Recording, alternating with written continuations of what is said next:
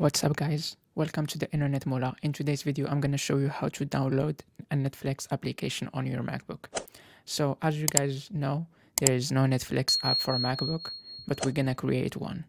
The first thing, let's open up netflix.com like this.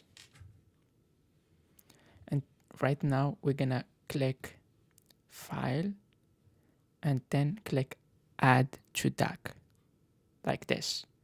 Remove the description and keep only Netflix, and then keep the link, the Netflix link like this, and then click add. And as you guys can see, if we close Safari right now, we have a Netflix application here which we can use. So let me open up Netflix, and here we go. You can log into your account. So if you like this video, click on the like button, subscribe on our YouTube channel to get more tutorials, and thank you guys again for watching this video. Bye.